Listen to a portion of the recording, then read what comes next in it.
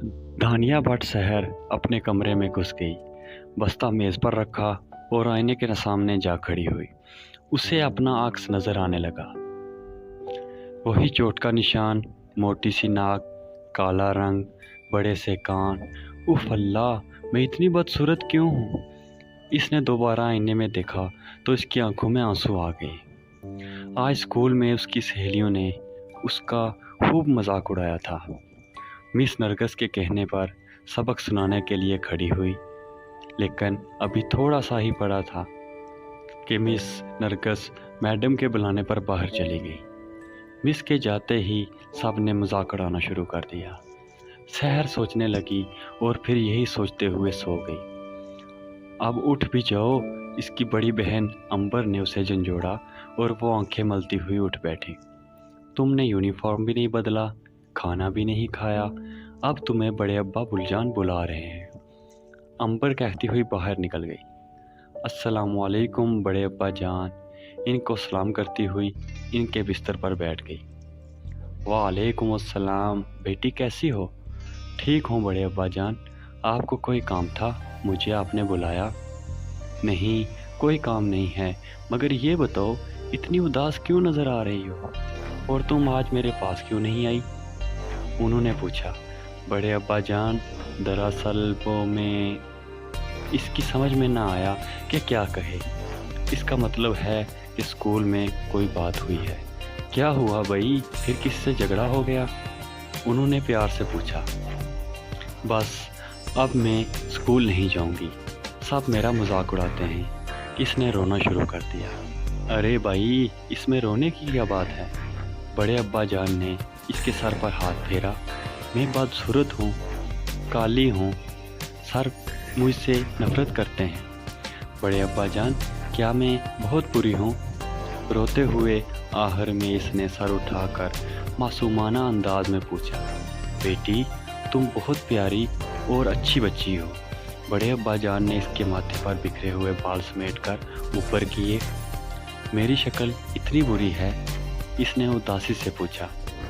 नहीं बेटी, अल्लाह ताला ने हर इंसान को बहुत मोहब्बत के साथ बनाया है। इंसान अच्छा बुरा नहीं होता, बल्कि उसके काम अच्छे और बुरे होते हैं। जिनकी शक्लें अच्छी और रंग भी गोरा होता है, मगर इनके काम अच्छे नहीं होते, मगर दिल अंदर से स्याह होता है।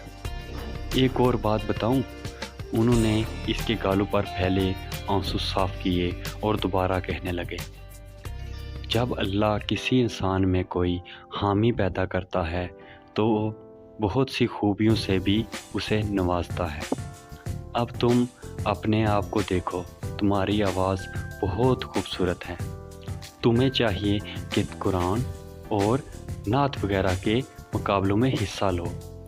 तुमने मुझे अपनी लिखी हुई कुछ कहानियाँ दिखाई थी, वो देखकर मुझे अंदाज़ा हुआ कि तुम में कहानियाँ लिखने की सलाहियत भी है। तुम्हें घर के काम सीखने का बहुत शौक़ है। तुम हमेशा साफ़ सुथरी रहती हो, तुम ज़हीन हो और बहुत सी खूबियाँ हैं तुम सांवली रंगत पे ना जाओ। बड़े अब्बा जान ने इसकी सलाहियतों के बारे में उसे तफसील से बताया। वो तो ठीक है बड़े अब्बा जान, मगर जब मैं क्लास में कुछ पढ़ने के लिए खड़ी होती हूँ तो सब मेरा मजाक उड़ाते हैं। मैं कुरान और नात कैसे पढ़ सकती हूँ? वो उलझते हुए बोली। देखो सहर, अब ये काम तो तुम्हें खुद करना है कि अपने अंदर खुद एतमादी पैदा करो। तुम्हारा मजाक उड़ाता है तो उड़ाने दो।